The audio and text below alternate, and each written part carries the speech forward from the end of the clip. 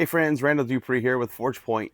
And today, as I was reading through my Maxwell Leadership Study Bible, at the end of chapter 2 in the book of Nehemiah, there is this great section about the 21 laws, Nehemiah, and the law of navigation.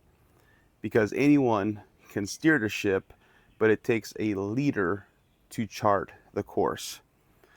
And so, what Maxwell says here is that leaders who navigate do even more than just control the direction in which their people travel. They see the whole trip in their minds before they even leave the dock. They set a vision for their destination and they understand what it will take to get there. They know who they're going to need on the team. They know the obstacles that they're going to come across before they even see them on the horizon. And sometimes it can be difficult balancing optimism and realism, intuition and planning, faith and fact. But that's exactly what it takes to be effective as a navigating leader. But above everything else, the secret to the law of navigation is preparation.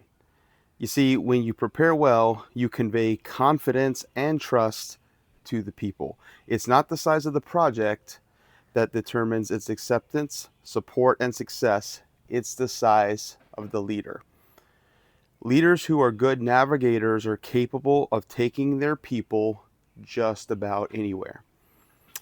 It seems remarkable, but Nehemiah could see both the problem and the solution, even though he had never visited Jerusalem.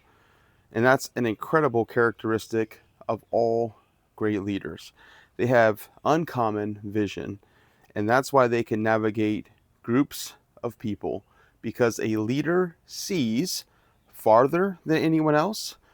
For example, Nehemiah was able to see the problem even though he lived hundreds of miles away from Jerusalem, and he could picture the solution in his head. A leader sees more than others see.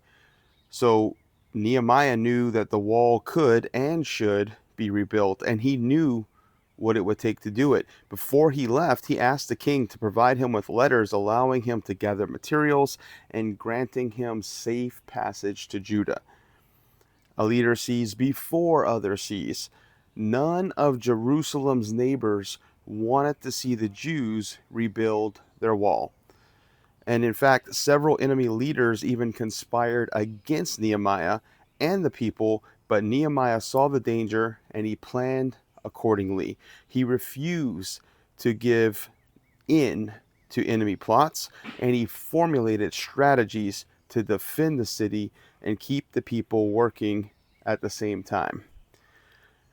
Crazy. The Jews only needed 52 days to rebuild a city wall that had laid in ruins for more than 120 years. And they were able to do it because they had a great leader to navigate for them. Nehemiah knew his purpose, he made his plans, and he led the people through the process. He is truly one of the most remarkable stories of leadership ever recorded. Good stuff.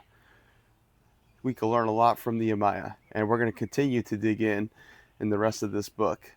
Thank you all so much for listening today. Hopefully this added value to you. Have a blessed day.